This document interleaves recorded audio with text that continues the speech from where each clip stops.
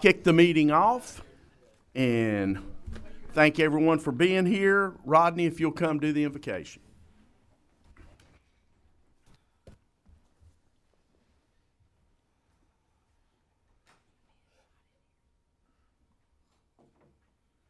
Let's pray. God, our Heavenly Father, we thank you so much for allowing us to gather, Father. We just pray a blessing upon this meeting. We pray for wisdom, guidance, and discernment, Father. We thank you so much for allowing us the freedoms that we have through your precious grace, Father. It's through Jesus Christ I pray. Amen. Amen. Amen. Megan is going to lead us in the pledge.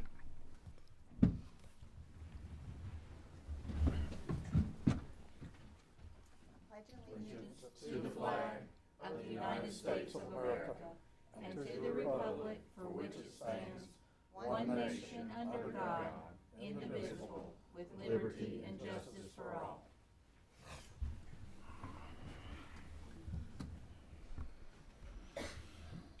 All right. Do I have a motion to adopt the agenda? Unless there's any. Ms. Finney, do I have a second? Second. Mr. Reniger, all in favor? All right. Mr. Barnett. All right. Thank you, Mr. Chairman. We have several presentations today. Our first one on our agenda is an update from Mayor Smith of Coolamy about the Coolamy Center. I know there's been a lot of progress here the last few months, and I thought it may be a good time and ask Mr.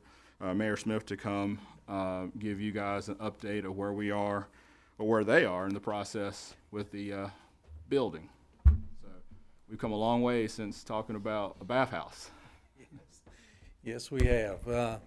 Thank you very much. Appreciate the opportunity to meet with you and share where we are on the community center and the progress and how this project has unfolded so far.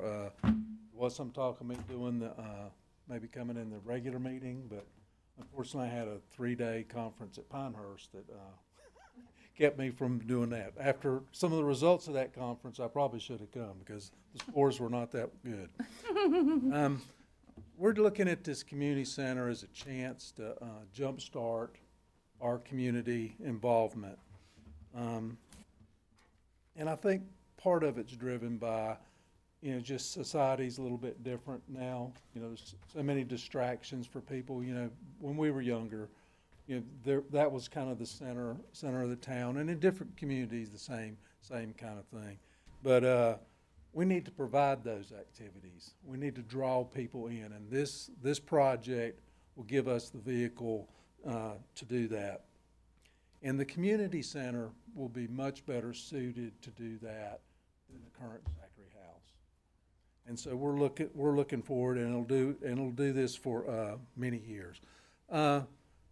Project status, the drawings are done, and I'll show you some of those in a minute. Zoning is complete, the permitting's in process, the bid process is completed. We have a couple we still need to sort of work through. We're working on the timeline of the project, of groundbreaking and when construction will start. I've got a meeting with John Fuller and Davie Construction tomorrow morning to start hammering those down a little bit. But our completion target date is still June 30th, which is aggressive, but we still believe we can work through that. And we're working on some of the final costs based on some of the bids that have come in. This project is through a great partnership between the state, the county, and the town. The state came in with Julia Howard and Steve Jarvis and started with a $500,000 grant. It got to a $1 million grant, and the county had the vision to see that incorporating the library into this was desperately needed, and it is. The shopping center is not the place for that library, and we'll get into some of those reasons a little bit later. But what was also critical is that this came at a time where Coolamy is going through a difficult time, and the confidence from the county and the state in us to do this project is critical for us going forward, and it also helps change the narrative of the town. Let me back up. So. The funding, like I said, we just talked about that. The project prep, the town did some things that needed to be done in preparation for this project. One was the pool demo to prepare the site for that. The other one was a survey. We didn't even have a survey of the lot at that time, so we have spent about $150,000 on those things in preparation for this project. So talked about where we were, which was kind of at a tough spot at the start of this project. Where we are is we're trying to move forward with this. We're trying to inspire confidence with our citizens. We're also trying to take care of the things that we have. And where we're going is up. This community center is going to help this town advance to where it needs to advance to. This slide shows this. The big one right there is the community center, and on the left front corner there across the parking lot is the Zachary House. Those two structures are about the same square feet, around 5,000 square feet. But Zachary House goes up, and really the usable space in the Zachary House is probably 2,000 square feet, because you can't get upstairs or anything. So this will provide quite a few things, and this is the spot to put it. There was one discussion of putting over towards the horseshoe pits, but we did put it here because it creates that campus type environment for the town. This is a rendering of the outside, just a preliminary one. You can see it's all brick. It does match the community. It fits in. It matches the Zachary House and the old police station. So that's John's done a really good job of coming up with something that looks good for the town. And this is just kind of the front and the back view of the community center. See, you can see on the back side the slope of the land. You know, we're having to account for that, so it's a pretty good drop off to the back, but we do believe that that's the best place for this. Here's the drawing of the current layout for the community center. You can see in the upper left corner is the library. It's about 1,400 square feet. The bathroom is towards the front end. There's right when you go in the door on the bottom left, you'll see that big storage area. That's for the library of things that the library wants to do, which I'm intrigued by that. We have some storage room. We have 2 meeting rooms, conference rooms. Also have the kitchen, storage for that, an exercise room, and then on the far right is the multipurpose room, which can be, you'll see kind of in the middle there is a line across. That'll be a wall similar to what you guys have here that we can kind of close off, probably divide it 2/3 and 1/3 type thing. But it has a lot of facilities, a lot of opportunities that we'll get into a little bit later to provide for the town. And it is a great place for the library. And it'll be in its proper location, which is the town hub. Where the Zachary House is, that's where the town hub is. It's not the shopping center. It's there. The playground, the recreation activities are all on this site. You know, families can make the library a part of their day, doing things with their kids. The elementary school has classrooms down at the playground throughout the week. You know, they can maybe incorporate visits to the library in with that. And it upgrades the ability for the library to provide services to the community, because they'll have access to the kitchen. There's the breakout rooms that we've talked about, the multi-purpose room. They'll have access to that also to help with those kind of activities. So I believe this location will increase library usage, which is critical. I mean, it's a need, and the ability for our people to get there on a more routine basis going forward will make a big difference, I believe. And these are just some of the community activities we talked about. The first one is the 4th of July. We'd like to have it done to where we could have it there. You know, we have that parade every year, and that event ends at 12, because at noon, you're cooking like one of those hot dogs they're making. You know, but with this, we'll have an air-conditioned multi-purpose room that people could maybe hang around at least till 12:30 or so on that. Old Time Christmas, which is getting ready to come out on the 29th after the parade, and movie nights. We could have fundraisers. We budgeted for some appreciation meals for like our teachers in town, firefighters, sheriff's department, just to say, hey, thank you for what you've done. This would be the place to have those. Summer events for the kids. You know, I remember as a younger man, there used to be something called Mother's Day Out. You know, some of the churches would do that. You know, they have programs for the kids, you know, a couple hours, you know, a day a week or something, where parents could drop the kids off. They could do all kinds of stuff, and then give mom a little bit of a break. Talked about indoor cornhole town hall meetings, and I said with display capability, if you've been to one of our town hall meetings, it's in the Zachary House. It's set up like a living room. If I'm sitting here, the one TV we have is over there facing this way. It's just not a place to even do a presentation like this, and so that will help us. But do classes, workshops, senior services would have access to this building. They could do some. I've talked to them about doing some events there. Medical clinics, lunch and learn, exercise room, exercise classes, breakout rooms. Talked about a walking trail and potentially a community garden. So just a lot of activity can happen, and it's all based on this project. So, we just want to thank you for your support, guidance, and encouragement, you know, on this project and our day-to-day.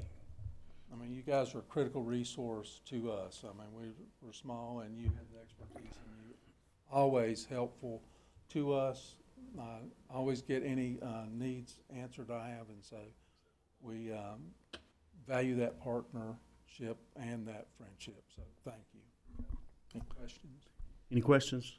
Hey, Mayor, thank you for your diligence on this, too. We really appreciate it. We appreciate the teamwork that's gone into this, and it's going to be a great thing for the community. It really is. I mean, one of the things is the scope of this project has kind of changed some. It was, when we first envisioned it, was about a 4,000 square foot building. But now the library's expanded to the size it needs to be, I think, to service the community, and the building itself is bigger, because we feel like this is our one bite at the apple to get this and get it done right, because these things don't come around once. And the town will be contributing probably 20% of the cost of this building. So, you know, we have skin in it. We have ownership to it also, but we feel like it's important to do that to make this happen. Well, you know, there's kind of a miracle aspect to this, because, you know, as you said earlier, we only expected $500,000. Right. And in terms of our request, and for us to end up with what we had to work on that project, that in itself was a miracle. And you guys have done a great job being good stewards of the dollars and being very thoughtful in how you handle that property. And I know other commissioners will make comments probably, but we really appreciate that. Other comments or questions? Mayor, I just thank you for coming and sharing this with us. I get to see it sometimes when I come visit you, but for everyone to be able to have that opportunity, and I think it's wonderful, all of the work that you all have put in, and I think it's really going to be a blessing to the community. I'm excited for you. I'd like to say I'm just proud to see it. I think I even more in tune with it right now because my daughter taught at South Davie for a couple years and has learned a lot about the Coolamy community, and she's attending church in Coolamy now because of some mutual teacher friendships. And so I've been going with her some, and I'm driving by there, and it's, you know, given the demographics and given the kids and the stories she tells me, it can only be a big win for the county and the community. So thanks. Others? All right. Thank you very much. Thank you, Mayor. Appreciate it. Thank you, Mayor. Dr. Belcher, if you want to come and present and introduce your team, whatever. Thank you, Mr. Chair. Thank you, Mr. Barnett.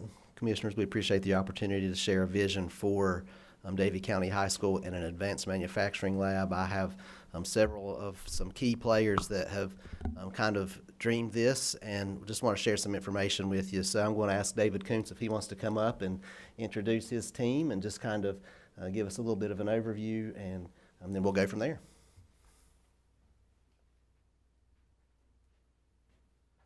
Thank you, Dr. Belcher. Thank you, commissioners, for having us here today.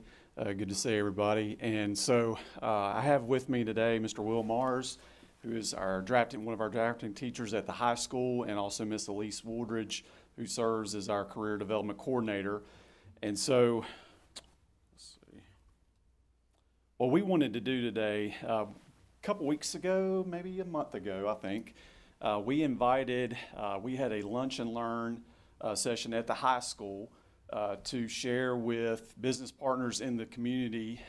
Normally we do a business advisory council in the fall and the spring, but this was a special meeting specifically for this project to tell the story on how this began, and also talk about some of the impacts that it can have for manufacturing and businesses in the community. And I'm going to actually let Mr. Mars speak a little bit first, because he was originally a part of this grant, the Golden Leaf Grant that was awarded to the school district for this project. He's got a lot of knowledge that I want him to start out the presentation, and then I'll kind of wrap things up. So turn it over to Mr. Mars. All righty, thank you. Yeah, sorry. On the spot, yeah, appreciate it. Morning, my name is Will Mars. I'm the drafting engineering teacher at Davie County High School, and here to give you a little bit more insight on this project. See if we can go through here. Go through all these. So the way that the project started was through our CLNA, which is Comprehensive Local Needs Assessment. This is required every 2 years by federal law for funding for the career and technical education programs. Through this, we survey various community members and various community stakeholders, and it gives us basically kind of a state of where we're at and what employers may need, what local industry may need, different things like that. So with that, we use the data collected from that to kind of direct where our program goes. And with that, one of the things that we discovered was Davie County has a very awesome and growing manufacturing base.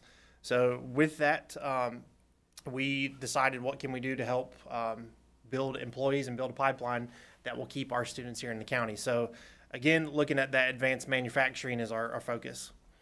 So again, this is just some of the data that we collected from our CLNA, and our CLNA, which is going to be happening again this year. We would love some support with that as well. And let's see, current courses that we have, we've got multiple courses such as drafting engineering, robotics, mechatronics. They have all met their cap when it comes to enrollment. So these courses have waiting lists at this time. So this new advanced manufacturing lab that we are planning is going to help aid in giving more classroom area for both the advanced manufacturing push and some other things, as we'll talk about here in just a second. But there's some other things going on. Students are now required to have a computer science credit. So the other thing that this building will help is through credentialing. So this building is going to offer different credentialing opportunities, which is a very big push within the state and employers as well. So I'll go through that one. Again, with the CLNA, we found those needs: advanced manufacturing, early childhood education, mechatronics, different things like that, and also a larger push for partnership with our community college, Davidson Davie. So we partnered with them peak COVID on a project, and it was a machining project that one of my students designed something, and that led into Davidson Davie actually manufacturing this part. It was for an antique auto, so part did not exist, and we designed it in my classroom. They machined it for us. So that has grown, and we are constantly trying to figure out how we can partner more and more with our Davidson Davie campus and our community college.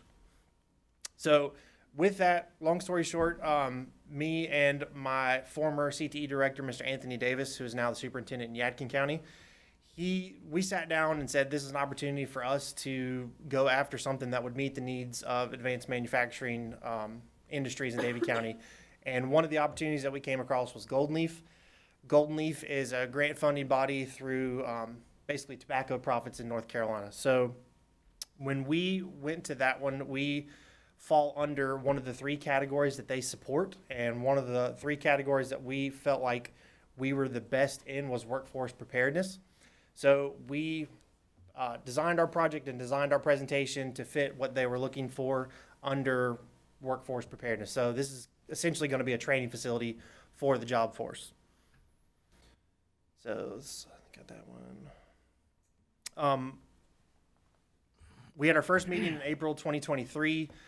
Second meeting to make sure that we were hitting all those checkpoints that they were looking for in September 2023. Submitted our application in October, and we had a meeting with some of their board members in December, and we were awarded funding in 2024 in February. So with that, Davie County Schools was awarded a sum of money of $1.5 million, and this was the entirety of the funds allotted for Davie County. So the way that they give funds through Golden Leaf is what they call a prosperity zone. Each county is allotted a certain portion of that pie for that cycle. So now they're in a different part of the state of North Carolina. This was our chance to be in that prosperity zone. So again, we are super thankful and super fortunate that we were given the entire piece of pie, which is awesome. So we wanted to build a building that was going to be in line with that. And at the bottom is one of those things that I think really speaks to the mission of this building, which is exposure, excitement, and empowerment for any student that steps foot in that building. So we want something that's going to be centered around advanced manufacturing, but we want our entire school community to benefit from this. So this is where we are at currently. This is the building, and this was our first design for the building. And as you will see, it's got the majority of the building is centered around the advanced manufacturing lab. We have allotted machines from Davidson-Davie Community College. They have been given to us. They are on their campus at this time. We do not have the infrastructure to house these machines. So in essence, we have got a great problem because we have the machines and the equipment. We just don't have the building to house them in. We don't have the infrastructure for it right now. So that's what we're looking to do. So it's centered around a machining lab. We've got flexible classroom space, and we'll talk about that one here in a second. What that flexible classroom space is going to look like. We want a maker space in there to where we're going to get other classrooms involved in this building, some personnel offices, and then storage. And then this just gives you a little bit of a layout of what those spaces are going to look like. And the flexible classroom space, this is something that is super important to us because, again, this building is centered around advanced manufacturing, but this flexible classroom space is going to allow for more partnership with DDCC.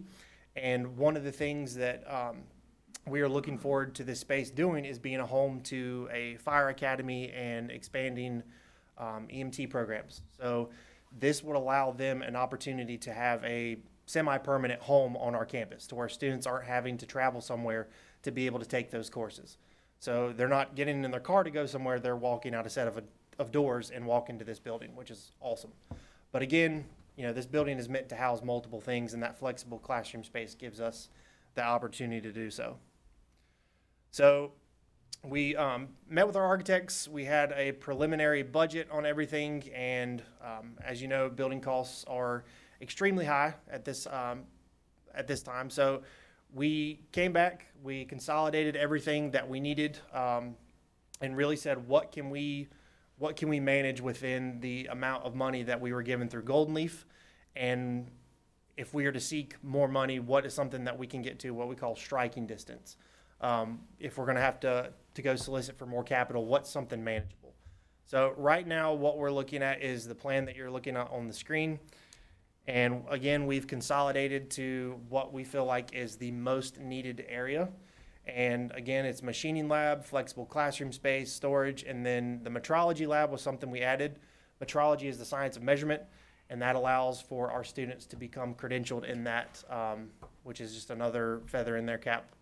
But again, we've got this down to phase 1 and phase 2. So this would be phase 1 of the building. And phase 2 would be this one down here. So right now we're looking at basically constructing this as a shell just to get everything under roof. And then once more capital is available, outfitting this with our flexible classroom space, the maker space, and then the personnel offices that we sacrificed when we went to this secondary plan. So this is just a rendering on the building. If you've been to Davie County High School's campus, our CTE building is back behind the school, so you have to drive around to get to it. It's where automotive, carpentry, masonry, and all that stuff is housed. It's going to sit right out in the backyard beside that. So, do you want to talk? Yeah, so continuing on the timeline, since when I came back to Davie County Schools, prior to when Will and Anthony were working on that grant and all the details that went into that, since probably since July when I started in 2024, sorry, thinking about last summer. But anyway, we went through, had some discussions about going ahead and getting the construction documents done, because if we had that done, it would essentially save us some funding to go ahead and plan out those different phases. If the bids came in a little bit higher than expected, it cost, there's a little bit more cost involved in going back and making changes to construction documents. So we were really careful about doing that. Will and I took several visits. We took a visit over to Salisbury High School. That's when we learned about the metrology lab and got some really good information there. He and I also met with Julia Howard. We also reached out to Senator Jarvis too, to just kind of share this plan with both of them. We met with Terry Brawley, and then that kind of sort of brainstormed the idea about having that lunch and learn to reach out to our business partners, because when Will and I were talking, it made a lot of sense to kind of similar to what NC State does in their engineering labs. They partner with businesses because it provides their employees. And so maybe we thought, hey, if we could get them to partner with us for the funding, the shortfall that we have right now, our hopes were that they could partner with us on that project. So the bids came in this past summer, and they were pretty, Clay could probably talk about this. They were fairly in range where we thought that they would come in at. I don't think we had one that was off, very, very different. They were pretty similar in how they came in. And so our target right now was hopefully by the end of this year to do the groundbreaking. But right now we're on hold because on this next slide, and this is just kind of showing the timeline of when we were hoping to get started with groundbreaking this spring, starting the construction in fall, the winter of 2026. Hopefully do a soft opening by the spring of 2027, and then offering those courses in the fall of 2027 at Davie County High School. And the goal behind that is, again, I think we're in a unique situation where a lot of times you have space, but you don't have the funding for equipment. And I've personally seen some of the equipment. It is sitting at the Davie campus right now. They are anxious to get it off their hands. Obviously, it would create some storage from them that my understanding they really need that. And so it would be awesome to have this space to offer that. And it also makes a connection with a pathway that they already have at Davidson-Davie. So that's a goal. Another thing that I wanted to talk about with the CLNA is, we have required stakeholders that we get feedback from: parents, students, business partners, teachers, administrators.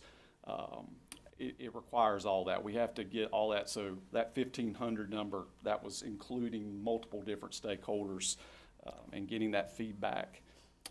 So as I mentioned, some of the things that we've done when the cost did come in, we did some changes. We did scale back a little bit on the overall size, and then did some phases there with the idea if part of that building that was in phase 2 was a cold dark shell, we could go back and add and outfit that area instead of, again, adding on to a building. It's a lot more expensive to add on to a building instead of go ahead and having the foundation and the structure and framework done initially. Another thing that we did was it was originally planned for being a masonry building. We looked at a pre-engineering metal building that would have a brick veneer on the outside to match the existing high school facility and making sure that matches. And that helped reduce the costs. And then another thing with that grant, we had to be really careful about what we could and couldn't take away. Because again, the reason the grant was awarded to the district was because of the meeting the needs of workforce development. So that's one thing we had to be careful about in determining what could be taken away and what could get added. Right now, we're on hold with our architect team. They've been tremendous. They've done several different, several different changes to the design drawings and working on that. We've been kind of in contact. Our lowest bidder was Davie Construction, so we've been in talks with them.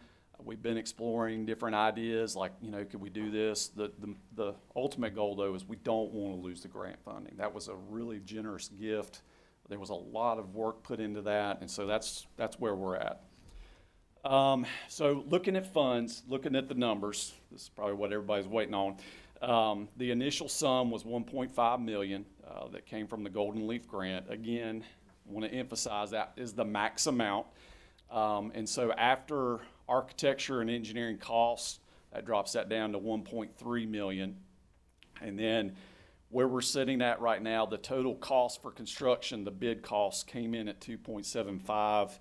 And so what we're in need of right now for additional capital is $1.5 million to make this project a reality. And just that picture right there, just one quick highlight, little shout out here. That was a group, couple groups of students. One of those groups was involved. I think it's the two students there on the left. They went to a national competition this past summer in Atlanta, Georgia for Skills USA and placed third in the nation. And that was for additive manufacturing. Those students were some of Mr. Marr's students. That's the first time in our school's history that we've had a group go to national competition and finish in the top 3. I just think that's a testament to some of the things that are going on in our CTE programs, and we were really proud of that those students and what they've done. And one of those students also created, I don't know if you mentioned that, created a part for Avgol. He did an internship there, created a part that ended up saving that company, Will, how much money? Oh, they're over $250 million now. Yeah, that he did while he was doing the internship there. So we have got a lot of great things going on, and a lot of benefits that are happening. And I think another thing that we took away from our last business advisory meeting, there's a huge need in logistics. Logistics is a big need. So this kind of talked a little bit about that partnership model and why we had the idea, hey, let's reach out to our business partners. We've had a couple of folks reach back out to us after that meeting, but it just kind of mirrored what they have going on in NC State, making those connections. Again, we just wanted to share that story because we felt like a lot of businesses may not have been aware of what we were doing and what our plans are. And then we actually brought in Jacob Thompson and Linda Robinson. We've actually got an apprenticeship presentation coming up here in about an hour and a half at the high school. But what we wanted to do there is also talk about how we can increase our work-based learning opportunities, because our students we've got a pretty strong internship program right now, and we have guest speakers coming into the high school to share career opportunities for our students. But then we talked about, we've recently created a couple of pre-apprenticeships, and I'm actually going to turn this part over to Ms. Wooldridge to speak a little bit about the apprenticeships that we've started now, and what our goals are with this building to expand that. Good morning. Thank you for having me here today. So the governor has a huge push for apprenticeships and pre-apprenticeships right now in the state. And Mr. Kuntz and I were lucky enough to attend a conference last year where we just happened to sit at a table with our work-based learning coordinator for the state. And she, just through casual conversation, we learned that some of our programs at Davie County High School were already eligible for pre-apprenticeships. And so that kind of got the ball started and rolling. And as I started working with her and partnering with the community college, we started developing several different pre-apprenticeships. Currently, we're working on one with our Teaching as a Profession class. That's the meeting we have to go to in a little bit. But we're also developing one with Moxville Fire Department. So with our program, our Fire Academy, we have a student that's going through all 3 blocks of the Fire Academy. He's taking his EMS course right now. And we have developed a pre-apprenticeship where he'll be eligible when he turns 18, I believe in March or April. He'll do his live burn course, and that will make him eligible for employment with Moxville Fire Department. So we're able to develop a lot of opportunities for our students, and this building is going to help just promote that. We're all 3 Davie County High School alumni, and we always want to make things better for our students. And what's amazing about a student doing a pre-apprenticeship before they graduate high school is that their tuition is waived at all 58 community colleges in that apprenticeship. So it's a win for the student, one, but it's also a win for our community because we're able to keep funding in Ignite Davie and support other students in different capacities. So it's helping develop our workforce, helping that student with the opportunity, and helping our community as a whole. But there are all different shapes and sizes of pre-apprenticeships and apprenticeships, and I think it's really a great opportunity for our county to look at as we develop more pre-apprenticeships, and this building will allow that to happen. So this is kind of the pathway of a pre-apprenticeship. As I've mentioned before, you can build it however you want to, but specifically with an advanced manufacturing pre-apprenticeship, we could have the students have some type of educational component, maybe 1 to 2 courses, either our CTE courses at the high school, or we could even partner with DDCC so that they're having some college credit with it. But then they would go out into a place of employment and work 120 hours, and that would qualify for the pre-apprenticeship. So they would get a high school credit for it, but they would also be working towards that apprenticeship goal for after high school. And as I mentioned before, it waives their tuition in the community college pathway. So it's really a win-win for all of our students and our employers. And the credential that the students earn in that's a national credential. So they could literally, we hope they stay in Davie County. That's the goal. We want to grow our own talent, but they could literally go anywhere. So that's another big piece, and that's another big push from the governor for increasing that credentials. And I think that My Future NC that Dr. Belcher had shared, our credential numbers that continue to climb, and we're one of the top districts in our region right now. Excuse me, question. When that credential, what does that really mean as far as what it allows them to enter into, just specifically? Or it would depend on which credential it is. And so what we normally do is we'll share the list of credentials from all of our courses that students are eligible to receive and earn. We do get funding from the state to provide those credentialing opportunities for the students. There's no cost to them.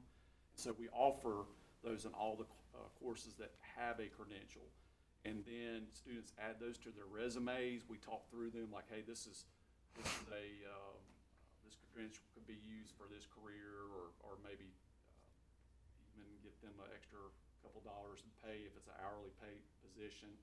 And so that's kind of how that works. And so we share that list with our partners so that they know, oh, okay, this is something that they're already offering at the high school level. so the credentialing could literally lead to an employment opportunity or a pay opportunity, not like just a resume building for future training to utilize it. Yes. Okay. And also, it may eliminate them having to have extra training outside of high school. We work with Davidson Davie for articulation credit. We've seen, and this was another graph on that My Future NC report, where we're starting to see an increase in students enrolling in the community college. And so we've been having some really good conversations in recent months about making sure all of our pathways are aligned so that students know what the next step is if they do go with Ignite Davie, or they are going through an pre-apprenticeship, how to get to from point A, high school, after they graduate from high school, to point B in that post-secondary, because it may not take them as long to complete an associate's degree or certificate. So if they've already knocked some of that stuff out in high school, it's going to save them money, number one, and then number two, it's going to kind of put them on a fast track to getting a job. So that's kind of the goal for offering those credentials and increasing those opportunities. Another thing that credentials can help do, specifically the student that we talked about with the AVGAL part, when I was helping him apply for different programs at NC State, they looked at the credentials. So a four-year university will look at the credentials that they have. Also, as I was helping him with scholarships, some of the scholarships, they wanted to see what credentials they had. And then, so they also wanted our work keys. So all of our CTE concentrators take our work keys assessment, and that is a credential that shows how employable a student is. And he had to list out when he took that work keys and the score that he took. So credentials, I mean, a variety of ways they can really help a student.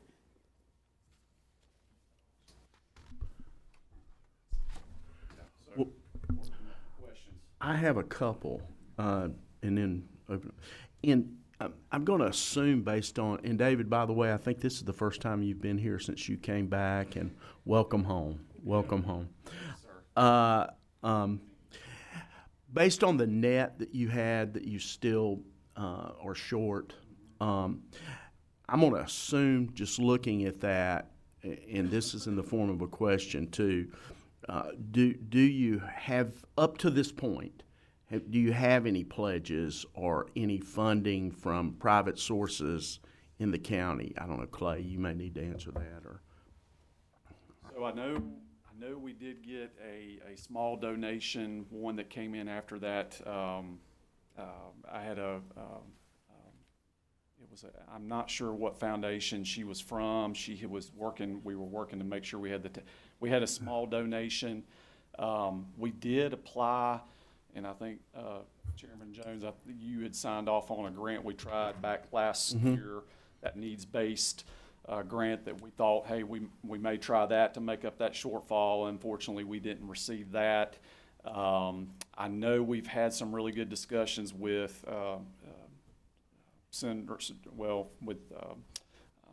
Julia Howard about potentially getting support from the state. I know there's been some delays in getting that state budget. To answer your question, though, no, but I wanted to also mention about some of the other avenues that we've explored to try to get that or make up for that shortfall. Because again, it's, as you can tell, we're pretty passionate about this. Yeah. And that's okay. That's okay. Do you feel like your lunch and learn, kind of getting out there, laying your heart out to the business leaders, do you feel like has been productive or will be productive in terms of, after all, you are serving them, Right. in terms of what you're producing? We had some good conversations. I know we spoke directly with some representatives from Haas, and some of our equipment that we're receiving from Davie. There was some logistics in how those grants work. So we were kind of talking through that. I think basically I was told we could get put on a list, but obviously we're in a little bit of a time constraints here. I know originally, I don't know how much I want to share with. We've had some other conversations prior to when I came back. I know Anthony had worked specifically with Ashley Furniture and some other folks in the county, but.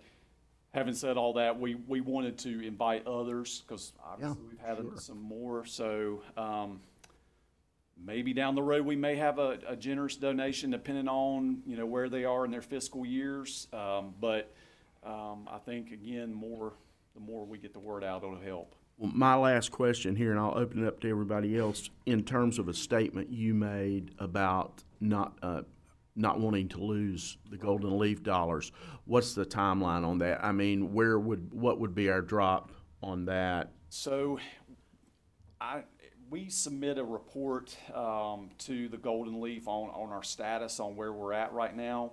And so I've had some conversations with our grant contact on that and say, you know, hey, we're working through some funding issues. So we can ask for, my understanding is we can ask for an extension because, you know, there can be some delays in construction.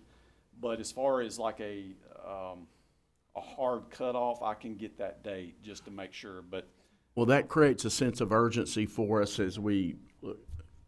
And I want to reiterate too, David mentioned it earlier, but again, with the process and how Golden Leaf works, for Davie County to get the entire allotment, that's unheard of. You know, the entire piece of the pie that we asked for to get that, we didn't have to get the entire 1.5 million. They could have given us a portion of that and said, here you go. So that shows their belief in what we're trying to do. They, and it's expressed in the presentation, but they described it as one of the most promising projects that they've ever had hit their table. Well, and I appreciate that. We don't want to lose that. Yes. Right. So I just want to make sure we don't, you know, as a community, that we don't spill over. And so that's, I think to add on that, before, Chairman Jones, before we cut anything off, we wanted to, forgive the pardon of the pun, but turn over all the rocks to make sure we didn't have, if we could make up for that shortfall before we make a drastic just to go to that bare shell, because that ultimately you'd rather have an original design instead of having to cut it. So that's kind of why we've held off on, hey, let's go ahead and break ground with what we've got before we explore all avenues. And again, I just want to say thanks for having us here today to present and share kind of an update on where we're at. any other questions, guys? One point of Yes, clarity. Dr. Belcher. Yes, sir, on the funding side as well. We've got the grant funding and we're seeking additional grant funds. Then we also are looking at just community support, big and small, through some of the business partners. But I will say, you know, we're also still currently evaluating, you know, even our school funds, what can potentially or not potentially be used to help support some of that, if there's any kinds of other funding streams coming in from the state to support that. I think the challenge that we're facing, and it's obviously all of us are aware, just the economic uncertainty right now for a lot of businesses and a lot of industry is kind of a big challenge for lots of different kinds of projects.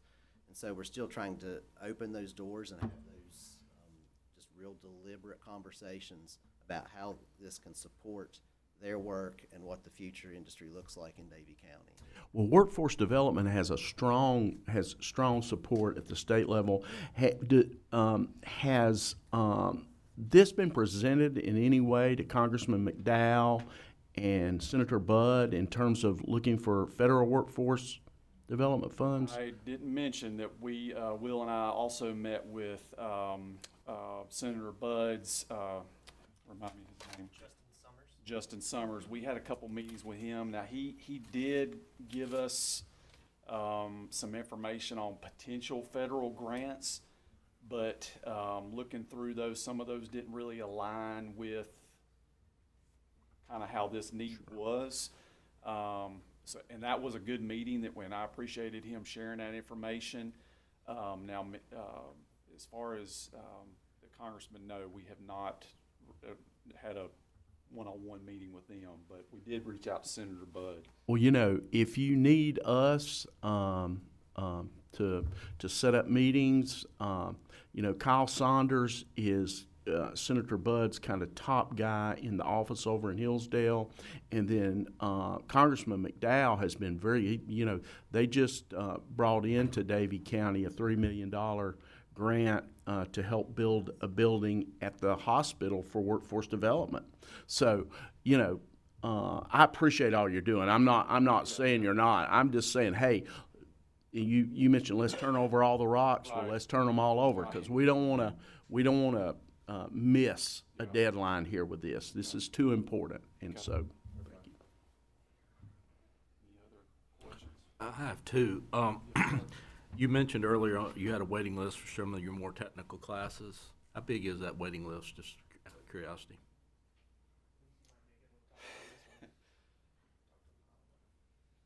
I think it really depends on the program, but our automotive program, was it like 300 students? 300 students wanted in the program, and we only have spots for around 60 a semester, so 120 a year. Tell you what, I'll go back to this slide, because this will show you, just to give you an idea of how many students take CTE courses. I will say this, when I was in high school back in the 90s, CTE has changed tremendously, and you know, we have honors courses now. We have, obviously, students are earning these credentials. Those kind of things weren't probably common back in those days, but at any rate, we've got a large body of students at the high school that are taking these classes, and I think the one big really thing that I'm immensely proud of is that graduation rate for our concentrators, and those are students that complete a CTE pathway. It's a 99% graduation rate. That's outstanding. Yeah. And so you can see that the benefit of taking CTE courses, and again, what that leads to. These students go on either to the workforce, going on to post-secondary opportunities, whether it's at Davie for Psych Tech, or even, you know, a four-year university. There's a lot of great things coming out of our program. So I hope that answered that question. It does, but it did. But to expand on that, Yeah. if this program is realized, which I feel like it will be, how many incremental students will this touch? Any idea of your, I guess your? The original grant. We can get that to you. Okay, all right, thank you. Others? Do we have any soft commitments, and I'm not asking you to divulge those, any soft commitments from any of our larger industries regarding potential donations to help with this?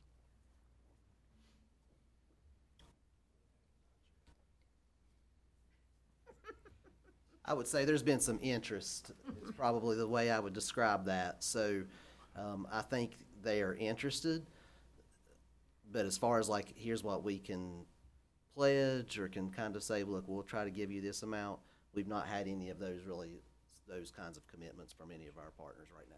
They're soft and real soft. They're very soft. Very solid. Yeah, there you go. So it's money they can give to, High Point University. Yeah, they can give it to Yeah, High there's- Point instead of Davie County. Well, and there has been a lot of, and some individuals have said, hey, I think we can give this amount, and they have kind of went back and forth on some conversations, but there's not been any, what I would say, real true commitment. And I'm sure y'all understand that world, what that looks like and sounds like, so. So, I'll, as PC as I can be here, we did have a soft commitment from that entity in the beginning, back in 2023 when we started this process. We had a soft commitment that said that they were going to be standing beside us, let us know when we got to the end and what we needed funding-wise. A lot of really, really encouraging talks, multiple conversations, and when push came to shove at the very end of it, we received an email that said that entity was no longer interested in our project. So just to be candid with you, that was kind of a tough thing, but also empowering that we're gonna find somebody else to be a player at the table. But yes, that was, when we're talking about soft commitments, that was a soft commitment that we didn't have to worry about anything else at that point. We were going to have a partner that was going to be there to fund it. And, you know, our students, we have a cohort of students there that have been interns with them that have saved them, from their words, over $250,000 in onboarding costs, because they are already up to speed with their technology, their 3D modeling software, which is what I teach. So they're not having to pay to onboard these students. These students are still, most of them are still employed. They have went from high school student to full-time employee in their advanced manufacturing, additive manufacturing, and engineering automation department. So I can give you a handful of students that are still there. And so it was a tough blow for us to be able to say that they're no longer interested. But again, we have for sure withheld our portion of that relationship in providing the employees that they wanted. So, thank you. I know you guys have a presentation you've got to give at the high school, so any other questions? Keep us, Dr. Belcher, David, keep us informed where we go here. I know you're on obviously you've got a timeline in terms of that you have to address in terms of meeting that that fall of 27 date. So just keep us informed, okay, as we move forward. And if there's any other questions moving forward, please do not hesitate. We can get, like I said, I'm going to get the numbers for you, but please let us know. I just want to thank y'all for coming and sharing, and Will for especially what you just shared. And I also would love to see that Fire Academy get back on your campus. And I certainly hope that some of these business partners will step up because you are benefiting them. So it would be great for them to share the love. And as Lee said, we're all alumni of this county, and we're proud of the county, and we're proud of the school system that raised us. So, As am I. Yep. So. All right. Thank you. you all. Thank you so Appreciate much it. for being here. Robin?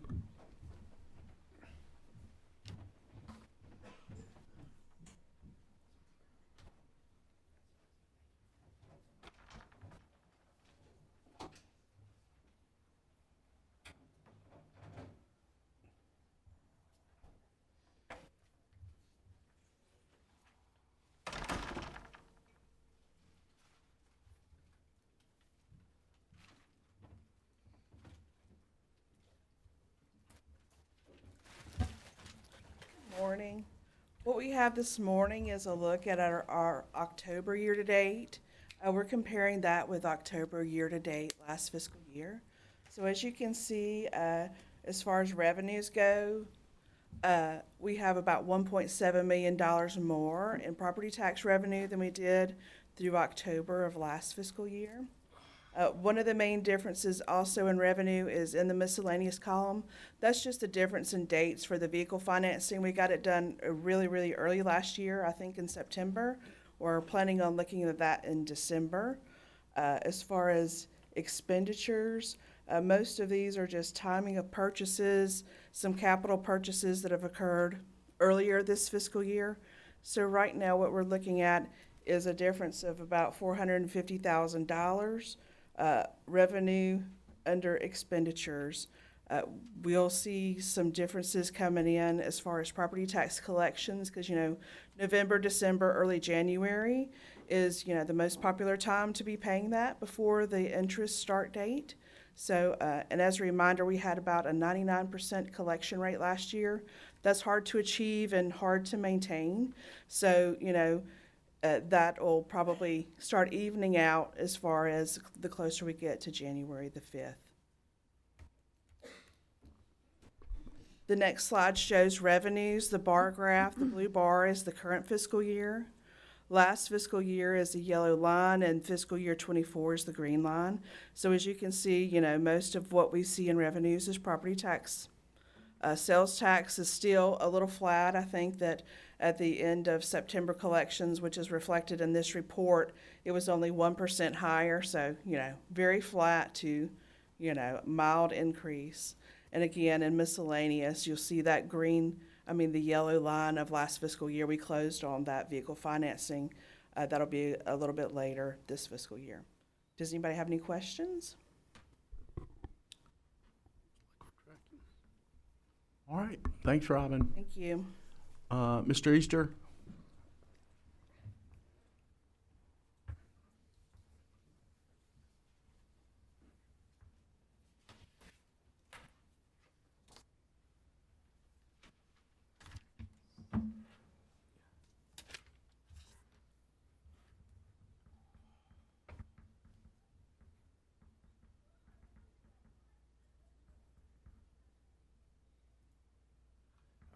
Morning, Chair. Commissioners. So today I'm going to present to you after our last Commissioners meeting. Chief Naylor come and brought some concerns about certain areas in our subdivision ordinance. So what I've done here is kind of address some of those concerns and some of the feedback we got from this board in regards to some of the comments he's made. So we'll just go ahead and get started. So what I did is I broke this down in a couple of different areas and addressed specifics. One area is fire protection. Our current zoning ordinance, fire protection is not addressed in it. We do have an ordinance that addresses fire protection throughout the county. Fire protection is not specifically addressed in the zoning ordinance. So with some of the concerns that Chief Naylor raised, I kind of looked at what we had and kind of going to address it in a couple of ways. And these are just proposals. So a couple of things that brought up, and I need to go to this. I've had conversations with our Fire Marshal, Cameron Webb, and discussed this. So the current statement in our zoning ordinance, talks about the streets in a major subdivision have to meet NCDOT standards. What we were looking to add is this section in red, and it shall be at least 24 foot wide. As currently NCDOT road, what we see normally in the subdivisions is it's like 21 foot wide. So this was one of the concerns that Chief Naylor raised, and we put this in here. Also with that, one of the concerns that he addressed is the size of the cul-de-sac. As a current verbiage, what we have in here is about a 35-foot radius of the cul-de-sac with a 50-foot right-of-way. What we were looking to add to it is the permanent cul-de-sac shall be a minimum of 96-foot radius. So subsequently, there's been a developer that I've been working with on another subdivision sent me that the Regulatory Relief Act, Session Law 2025-94, House Bill 926, that got passed in October, specifically does not allow local municipalities to adopt any road standards that are more stringent than NCDOT standards. And that bill takes effect, or that session law takes effect January 1 of 2026. Mr. Vogler. That is correct. Okay, all right. We had several bills that were Senate bills and House bills floating around, if you remember last year and this year. And a lot of the provisions in those bills were included in a bill that's 20-some pages long that was entitled "An Act to Provide Further Regulatory Relief to the Citizens of North Carolina." And it dealt with anything from audiologists to whatever, and several sections out of those other bills were placed into this bill and then passed.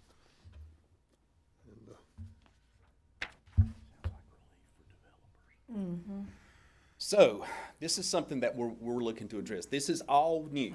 So this would be all new. So all lots served by municipal or county water in a major subdivision. I've kind of edited this from some of the feedback we got from the planning board on Tuesday. All lots served by municipal or county water in a major subdivision shall be in accordance with all applicable fire regulations. Fire hydrants shall be installed in all subdivisions areas where municipal or county public water is available. Such hydrants shall not be more than 500 feet apart, except for county transmission water lines installed by the county, which shall have fire hydrants no more than 1,000 feet apart. The specific placement of all hydrants are subject to the approval of the Fire Marshal's Office and Public Utilities during the TRC, which is the technical review. The specific and final location of the hydrants shall be approved by the Fire Marshal and Public Utilities Department prior to the final subdivision plat approval. Okay, what we've done, we're currently doing this during the TRC through discussions with Public Utilities as well as the Fire Marshal's Office. We're not getting any kind of blowback from any of the developers at all. In essence, what we're just looking is just codify this in the specific subdivision ordinance. This is already happening where public water and municipal county water is accessible. So this is a little change. This is another thing that this is what we would do, but looking with lots. So all major subdivision lots that are not within 500 foot of an existing fire hydrant or cannot install a new fire hydrant shall meet the following requirements with no exception. Lot size shall have a minimum lot size of 80,000 square feet, which is doubling, well, it's doubling the current lot size. Lot width shall be 150 foot wide. The front setback would remain the same, and we are doubling the side yard setbacks from 15 to 30. So this is in lots in major subdivisions. So some of the feedback I got from the planning board to address this was major subdivisions. These are not exempt subdivisions. This is not family subdivisions. This is not you cutting out an acre or acre and a half for a family member. This is a major subdivision, which is defined as 3 or more, that we would be subject to that. If you do not have fire hydrants that were not within 500 foot, then you would have to meet these following requirements.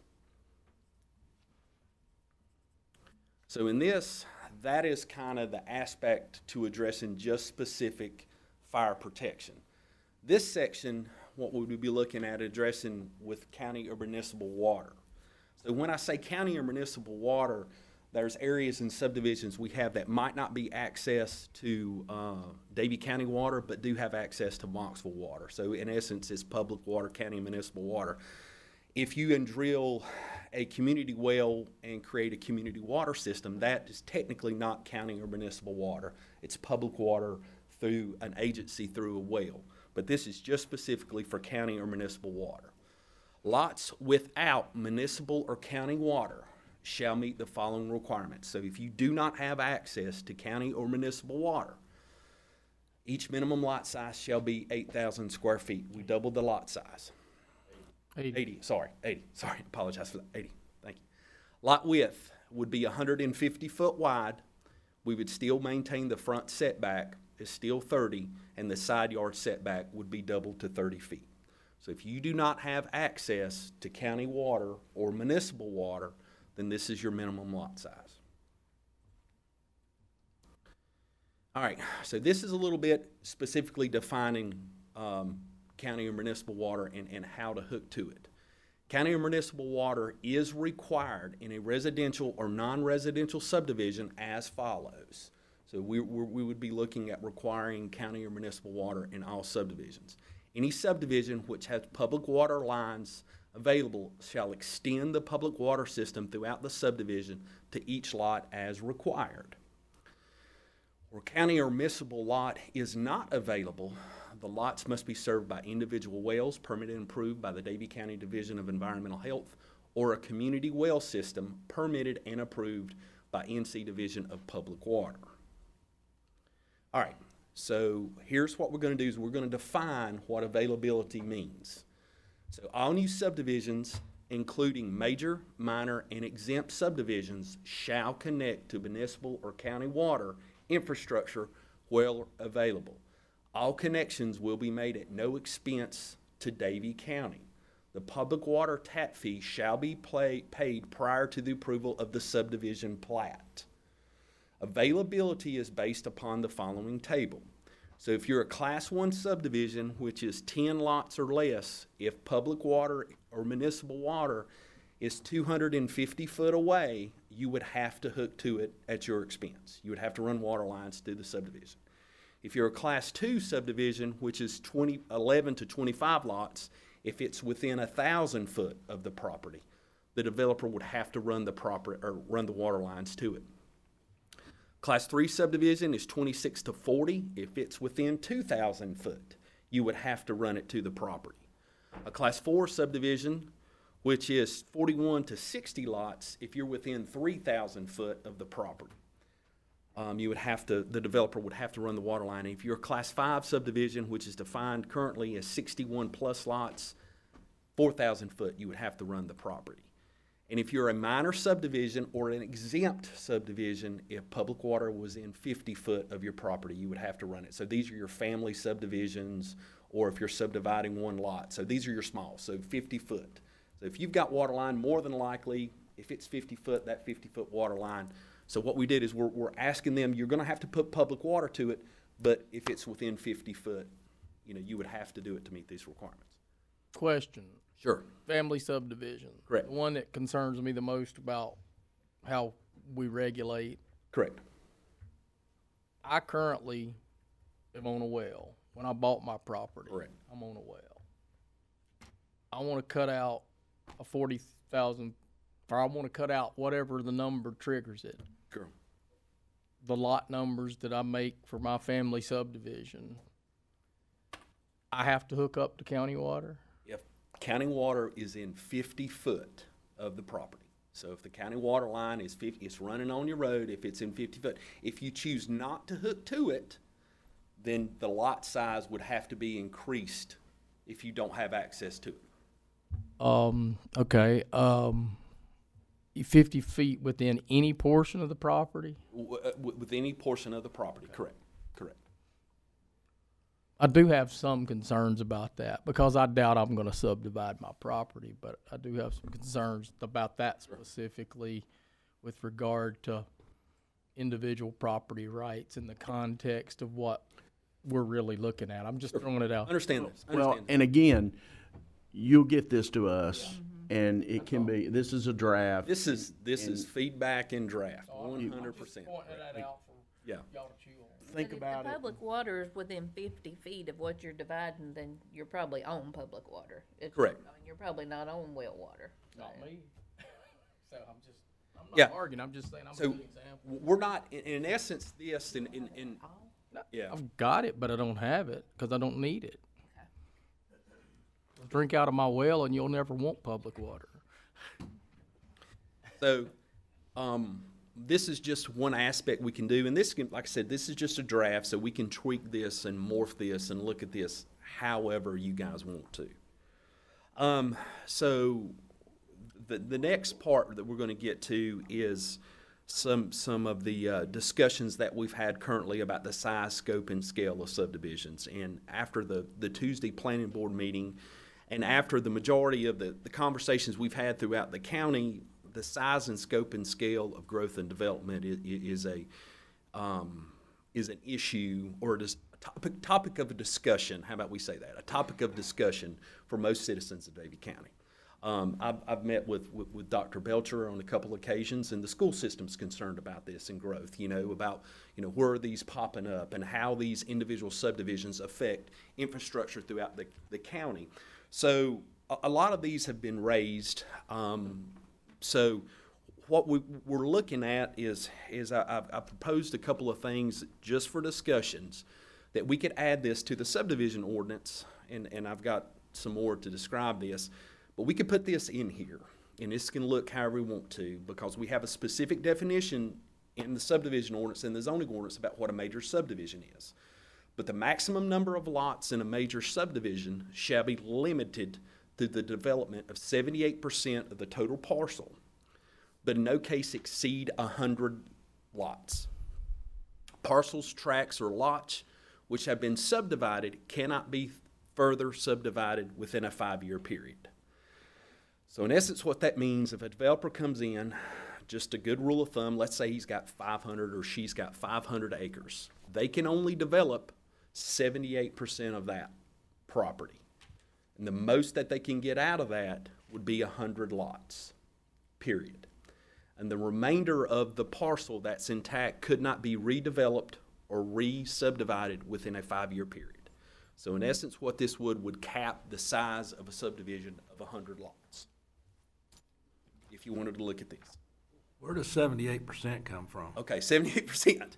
So currently in our zoning ordinance, a Class 5 subdivision is required 22% open space. So what I did was took the open space aspect of that and said 22% of the total parcel anyways got to be common open space. So that's where that number come in. Thanks for that question. To your example, though, 500 acres, you got 22% that's open space. That's, Correct. That's a we ton. put a shooting preserve out there. Right. I mean, that's, Yeah. I hear you, but Yeah. I'm listening, but that's. Yeah. Yeah. Well, currently in our subdivision ordinance, if the developer come in and wanted to develop a 500-acre subdivision, let's say 500 acres and do individual lots, they would be required to do 22% open space, period. without a doubt, unless this board approved otherwise, if they wanted to do design. So that the open space with that is 22%. The math works better for 100. If you say 100 acres, you can develop 78 acres of it. The rest of it has to mean common open space. That's currently in the subdivision ordinance. So this is one way to look at it. This is kind of, we're going to have probably subdivisions that come across us that might fit the needs that are more than 100 lots. I just threw those number out. My personal opinion is how we address this is by this, okay? So we create another subdivision, we go in and work it, and we create a Class 6 subdivision, okay? It's major subdivisions with 75 plus lots. And with this number can be anything, but we make this. So currently in the zoning ordinance, we have something called a special purpose district, right? So mining and dredging, some meat packing, some package treatment like wastewater plants are in this, and also solar farms, okay? So the special purpose district is a specific, we've got RA, R12, HB, we have an SP district.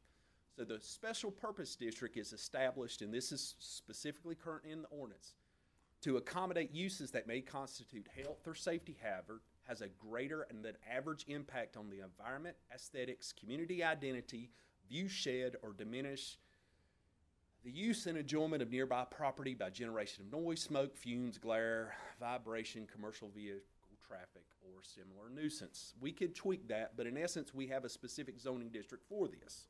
Okay. So what we would do. Hold on just a second. Were you getting ready to say something? No, just whenever he gets through, I wanted to go back to that 5-year provision that you talked about earlier. Sure. And. You can go there now if you want to. Well, that's okay. Yep. Now, cannot be further subdivided within 5 years. If you look at section 11 of NCGS 160D 601E, this new law also says that you cannot restrict or include any waiting periods on development approvals. So you might run into to something on that 5-year too. We currently have this in our I know, ordinance. but under the statute that comes effective January 1, we're not going to be able to have that. We might not have that. Okay. So, Well, keep moving, but I think based on what I'm hearing this morning, we need to mesh these things together and kind of have some more discussion, but go ahead. yeah. So in essence, what we would do is we would look at this and we would say, okay, we would define in our table of uses, we've defined in our zoning ordinance what a major Class 6 major subdivision or whatever subdivision, the larger subdivisions. We would put that specifically where you could do that would be in the special purpose zoning district. So with this is taken directly from our table of uses. So if you see like the solar generating facility, it's permitted with conditions and SP. So what we do is just add another caveat, whatever we entitle it, a Group 6 subdivision, it would be permitted with conditions and SP. So in essence, what that means, currently in the provision, we would add to this, the developer would have to go in prior to the construction or prior to the approval of this subdivision, and he would have to have, or she would have to have a community meeting. So they would go out in the surrounding community meeting, they would have to have that. That's specifically spelled out in the zoning ordinance about what they have to have. Then they would have to have another community meeting 15 days prior to the next Board of Commissioners meeting, and we would do that. So in essence, after they meet all these requirements, they would have to come to the planning board for a rezoning. So in essence, they would have to go through the process of the planning board, and then they would have to go through the commissioners and ultimately have the property rezoned to an SP zoning district to allow a larger subdivision to be constructed in this area. Okay? So what we would do is we would treat a larger subdivision, depending on what size it is, they're not permitted by right. They would be permitted through the approval of the planning board as well as the Board of County Commissioners. And that number could be set at whatever you wanted it to be. So we would classify it, define it for the larger subdivisions. So if we have an instance to where we have tons of community and the community doesn't want it, they're not going to no longer be permitted by right. We could set that number however you wanted to do it. But that is something that we could look to approach from that standpoint for the larger subdivisions in Davie County to go through a rezoning process. All right, and so just to kind of go back over what we currently have, a Class 1 major subdivision, the approval process is just 10 lots or less, and it just requires a technical review and staff approval. Class 2 major subdivision requires common space of 15%. You got to have sidewalks, and then the planning board has to approve it. Class 3 is 18% common space, sidewalks, sidewalk lighting, and an approval by the Board of County Commissioners as well as the planning board. Class 4 is 41 to 60. We got to have TRC and staff approval. 20% common space, pedestrian sidewalks, sidewalk lighting, street trees, 2 NCDOT approval, entryways, and then final design approved by the planning board as well as the Board of County Commissioners. Class 5, which is currently our largest subdivision, we got 22% common space, sidewalks, lighting, street trees, 2 NCDOT approved, entryways, curb and gutter, and design final submitted to the planning board as well as the commissioners. If the subdivisions are larger than 5 acres, all you have to do is just the TRC and staff approval, and then we go into detail about common space and what if you want to do some alternative compliance measures, you have to go through the approval for the Board of County Commissioners. So I know that was a lot of information, so whatever questions, comments, concerns, I'm ready. Questions or comments? Question to Mr. Vogler. Any potential issue, at least as statutory land use rights, et cetera, are written that would prohibit us from having these special, rezoning type scenarios? For like, As long as you had it in your ordinance that it was not a matter of right, but rezoning, you can do that, within reason. You cannot, your police powers is where you have the rights to do these things anyway.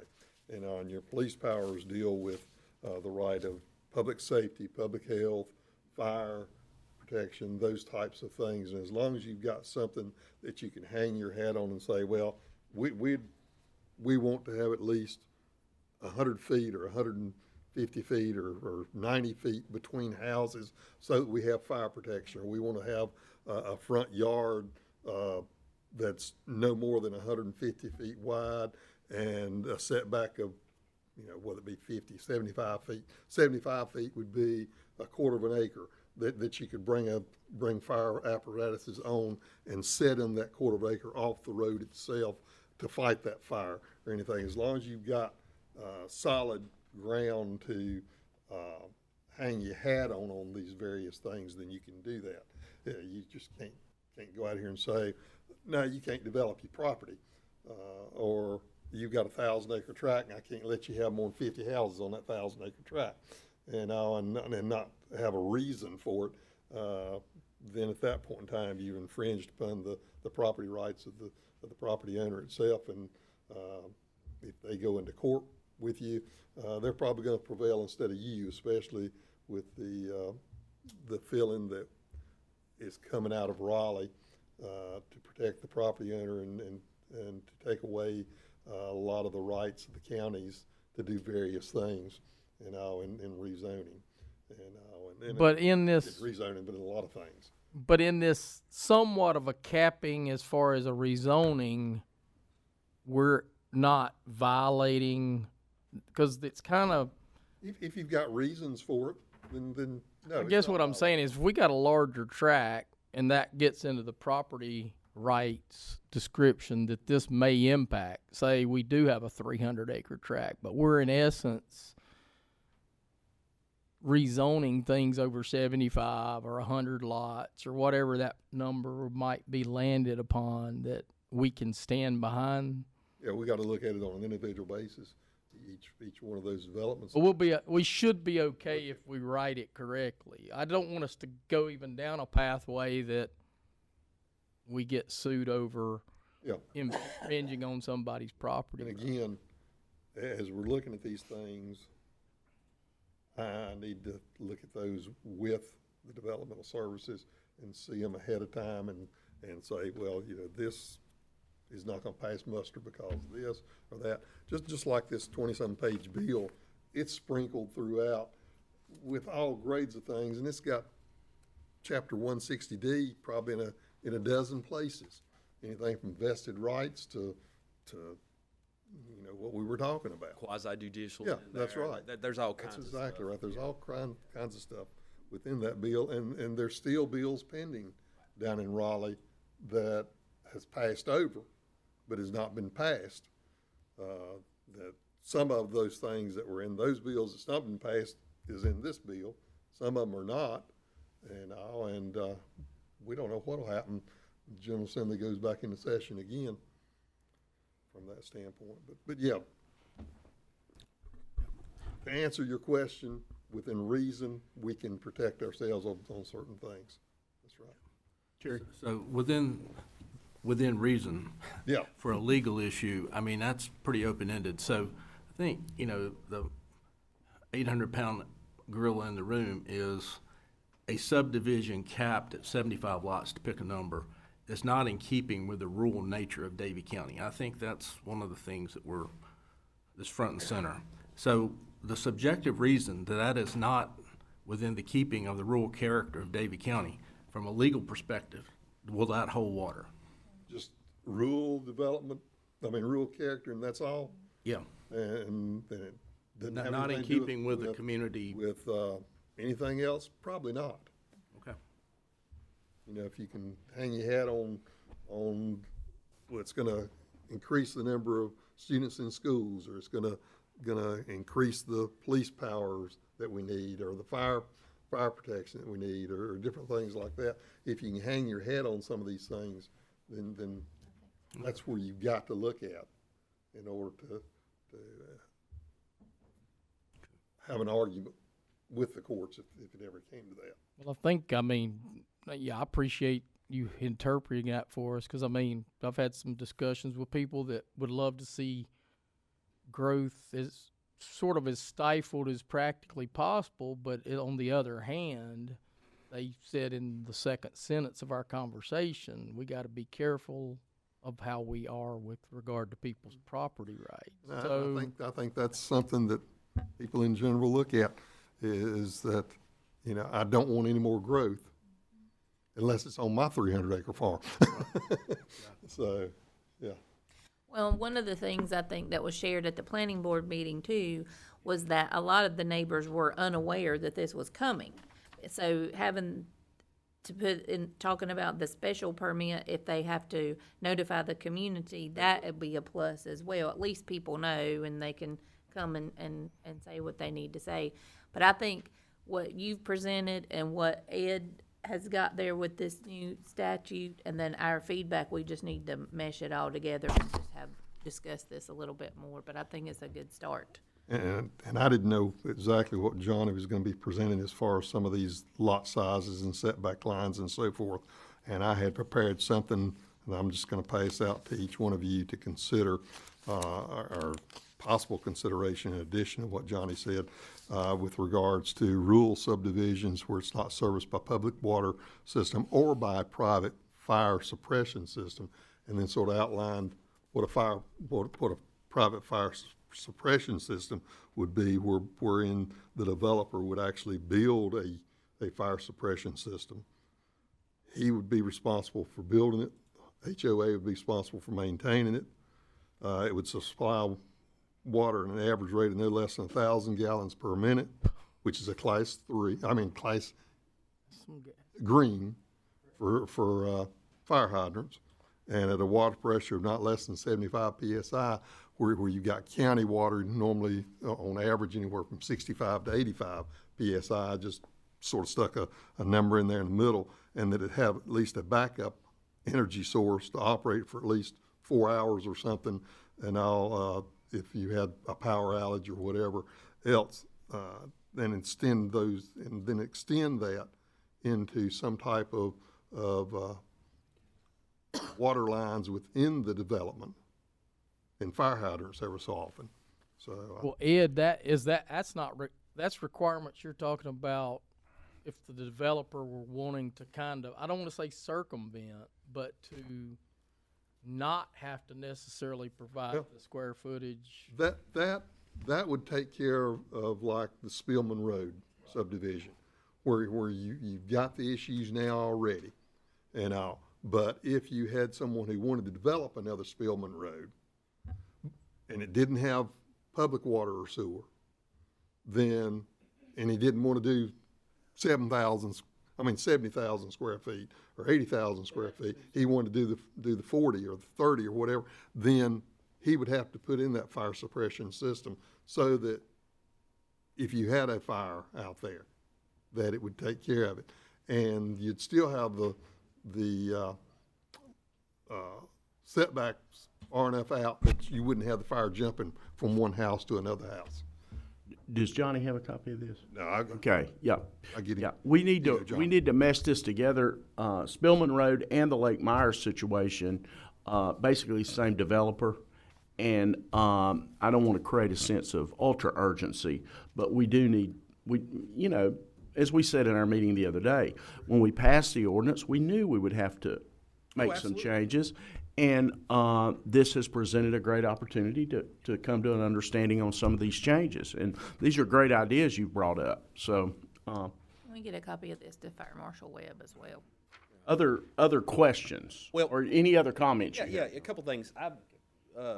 Cameron and Johnny, we had a bunch of discussions with this and went over this and addressing some of the issues, a few things with this. One thing also to kind of piggyback on what Commissioner Finney said, if we require rezoning, we would treat this the same way. It would be published in the paper. The sign would be posted. We would send letters. We would approach it from the exact same way of whatever rezoning to let the community know. And also the developer would have to hold those community meetings as well. Those currently are not in the zoning ordinance. I highly, highly recommend it. But this, if we're worried and we get some comments about community not being informed, this is the way. Then they can't say they're not informed, but this is the way we could do this. That number could be however you want it. Whatever you want it to make. I would look to tweak some of the verbiage in the definitions, but I think if at the end of the day, transparency would be there more so than what it is now. And I think the community input would be good. One thing I will take from the planning board meeting on Tuesday, the citizens of Davie County are passionate and love their county. And I think everything we do, I really wish, and this is something that I think gets lost in the sauce. I don't think that this board nor the manager nor the planning board gets enough credit for what we have done and what we are willing to do and what we continue to do. We address these things. I think that, reading some of the stuff out in the world on social media, I don't think that we get enough credit for what we have done, of how we've addressed this problem, how we're trying, and that's how you eat an elephant, one bite at a time, and we're trying to maintain, the rural characteristic of Davie County and not take away people's personal property rights and still be able to enhance growth and development in a way that's what is here for now. So I think this board, Manager Barnett, as well as the planning board, needs to be applauded for what they're doing. I think we've done more in the past year to address growth and development and subdivisions, residential growth, than what has been done probably in the previous 20 years. I think this board has been extremely proactive. So I think that gets lost in a lot of the conversations we get in the county. Have we done enough? I don't know. Do we need to do more? Absolutely, we need to do more. But I think that needs to be stated, needs to be put out in the world, that this board has done a tremendous amount to address some of the questions, comments, and concerns for the citizens at large. So I just wanted to make that statement with that. And from a legal standpoint, Johnny has done a very good job of addressing that in this from the standpoint using his imagination to have a special use type provision for large subdivisions. We don't have that right now in the ordinance, and if and what he has come up with is very good from that standpoint, and be able to have the community meetings and educate people ahead of time on that. And from a legal standpoint, that does pass muster too. And that was a lot of I think of what we saw on Tuesday, because of it was the not knowing, and by the time the citizens find out, it's moving. It's not the beginning. It's going on, or it's already happening.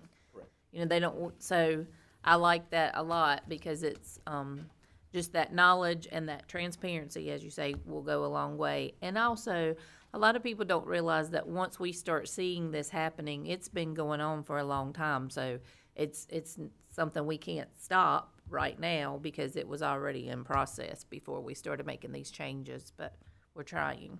So Just one quick question about, the public not knowing, and if it's by right, can we add something to our subdivision or to our ordinance that says they gotta have a community meeting, even though it's by right?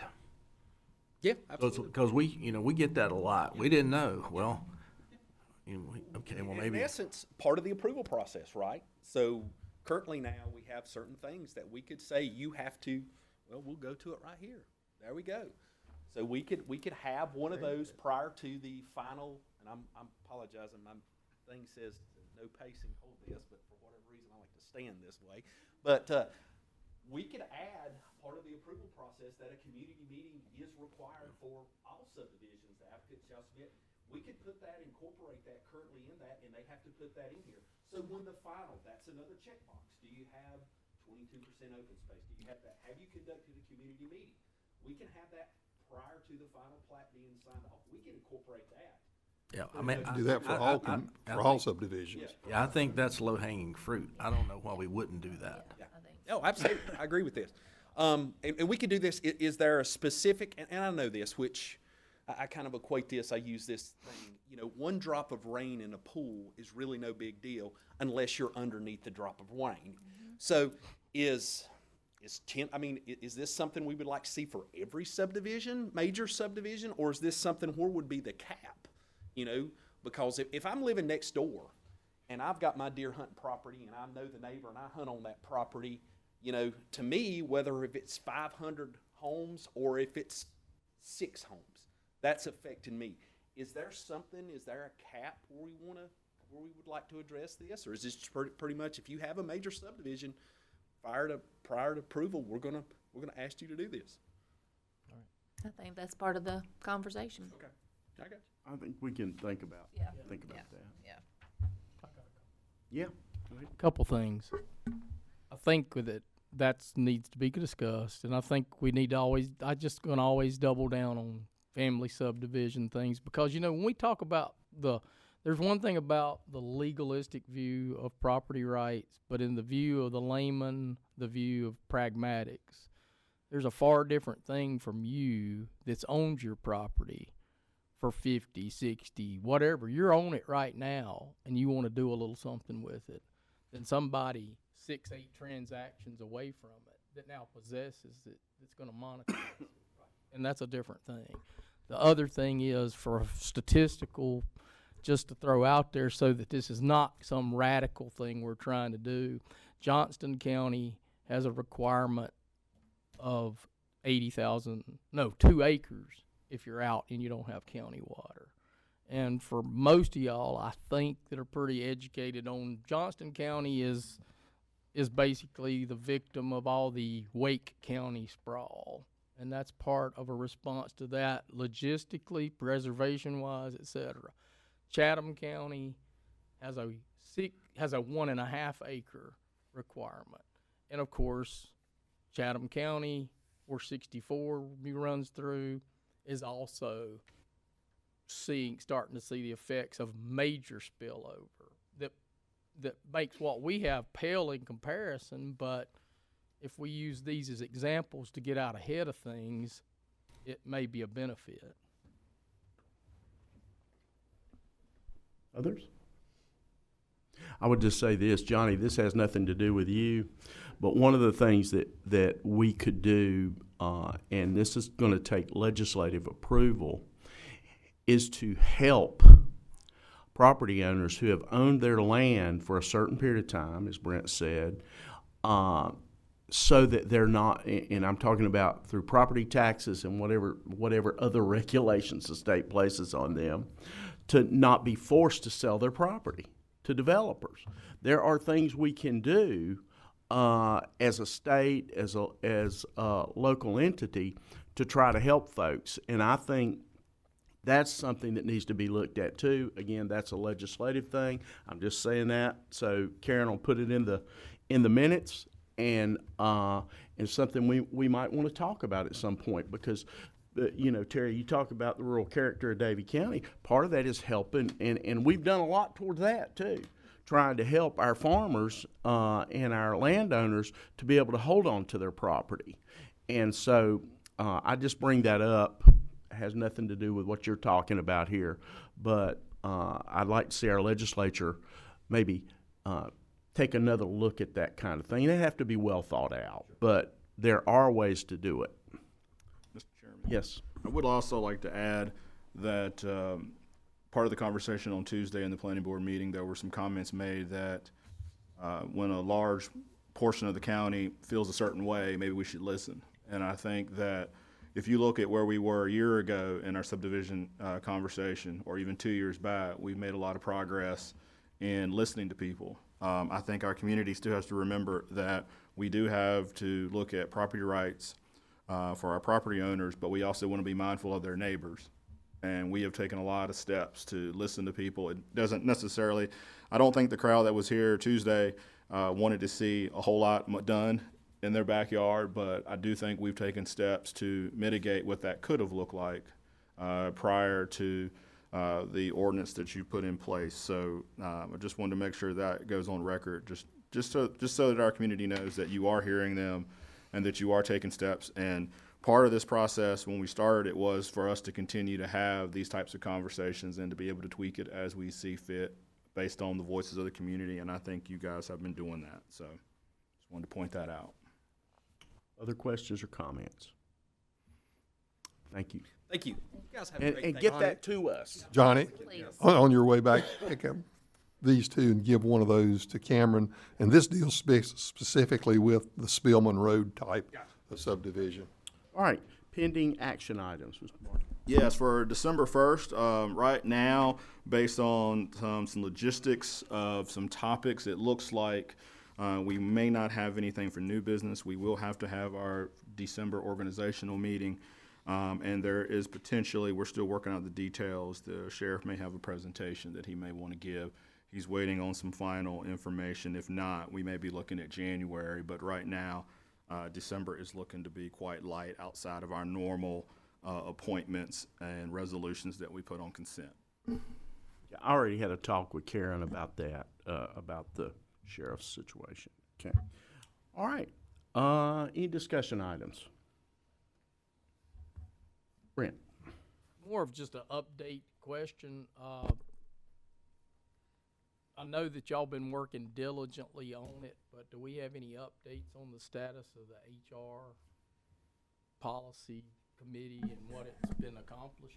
Yeah, I can update you that our committee meets about once a month, and we devote between 2 to 3 hours going through, we have several of the committee members here in the room today.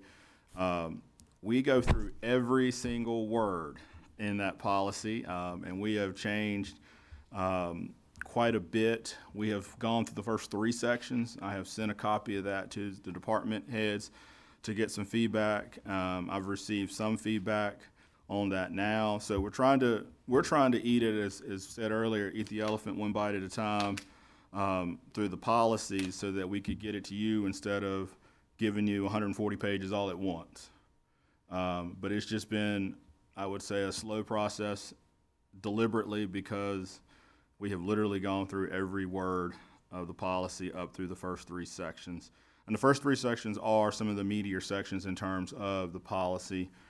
But that's kind of where we are. We just literally started section 4 our last meeting, we only got about 5 or 6 pages into it just because the definitions take up a good portion. So we are working our way through it.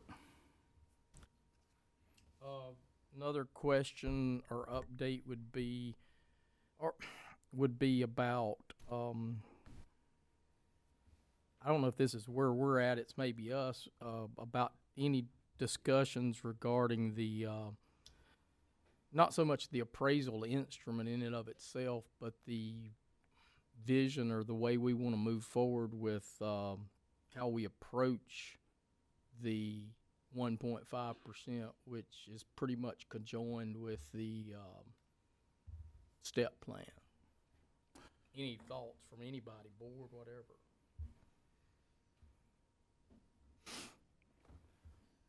I'm not sure. I'll just let everybody know that, that's a topic that all 5 of y'all have met individually to discuss and go over. At this point, that's about as far as we've gotten to put it on the radar or something to look at. Well, I think as we get into the budget meetings next month, when we start having those pre-budget get-togethers, that we definitely talk about that. Brent had brought that up several months ago, I guess. So I think it's just a matter of determining what we want to see on the application of it, so that it can be as much consistency as possible. I guess the final thing would be, we've talked about staff being sort of charged with working on looking at fire funding, at least from a standpoint. And so nobody gets out here and says taking money from anybody, but looking at a different mechanism to, like, there's been, some other counties do and information like that. I just didn't know what status we were at that. So right now, for sure, Johnston County, speaking to them again, recently went through a change in their funding. Cleveland County is finishing up, and our counterparts in Surrey County are in the middle of doing a study, and they have assured me that once they get all of their pieces put together, they will send me a copy of it. They're all different in a sense, where we start off our funding with a single countywide fire fund. Most of them do the individual district funding. So that does create a little bit, it's not quite apples to apples, but it does give us something to compare, doing something differently than what we have done in the past to look at going into this budget season. Good. The only thing I would say about that HR policy, and you kind of brought it up, Brian, is instead of laying in our lap a 140-page document or 50-page document or 60-page document, if you're sending out to department heads to draft in a draft way so that they can redline that, and any commissioners that want to see those policies in little elephant bites, how do you eat an elephant one bite at a time, then let Brian know, okay? Or if it's determined that everybody would like to see them as we go in draft form, then certainly do that, okay? All right. Anything else? Brian? Okay. That's it. Brent? All right, commissioners' comments. Richard? I'd just like to take the opportunity to thank everybody for coming out. It's always good to see interest like this from the public. Also like to say happy Thanksgiving to everybody, and hope you enjoy the time with your family. Yeah, echo those comments. So appreciate you being here, and hope you enjoy the time with your family over the holidays. And let's remember that the holidays can be a tough time for people, and just bear that in mind. But anyway, happy Thanksgiving. Like to ditto what they said, so I won't be redundant. But what I would like to say, because a few specific things here, and I'm going to point at Johnny Lambert. Johnny, because of in this world where people misconstrue people's comments, I want to make sure that nobody goes out here thinking I'm making any comment against the public water system, when I'd say if you drink from my well, you'll want to drink from my well. That's about taste. That's about Coke and Pepsi, all these other things. Has nothing to do with that. Does a great job. And guess what? I know that I can count on Johnny that if I wake up one morning and I know my well has gone dry, that just as soon as I'm willing to text him because I think he's rolled over in the bed, I know I'll be getting in contact with him or somebody. And I know he'll be there. Right. So, but with that being said, in this situations we deal with sometimes where people think everything is looked at negatively, everything is looked at critically, everybody is asking departments to do certain tasks and certain things as a commissioner, that it's all negative. I'd like to say first I want to give kudos to Johnny Easter. This is not a patronizing, sloppy type comment. I appreciate it. Johnny knows, I'll talk to him, and we vehemently disagree on things sometimes. But I want to thank him for taking the effort to make some of the presentations that he's done, and it's a work in progress. So I want to thank him personally for helping me with some of my agenda that I ran on and not turning his back or telling me we can't. So I want to thank him. Secondly, I want to thank Danny Smith, our GIS coordinator, director, whatever you want to call him, because Danny has put up with my questions that I've asked him recently. But I think Danny in his heart sees merit in my questions because they're really in conjunction with this development situation. We're kind of looking at statistics as to how many tracts of land do we even have that's the size of the Lake Myers tract? And based on what I'm seeing, we've kind of just had the dumb luck Murphy's Law thing occur there because there's really not that many 200-acre plus tracts. And a lot of the ones that are literally in a floodplain. But Danny's helped me come up with some data that I'm not going to bore you with now, but it's there. It's something I think we can use as a basis. But he's done a good job on that, and I really appreciate his eagerness.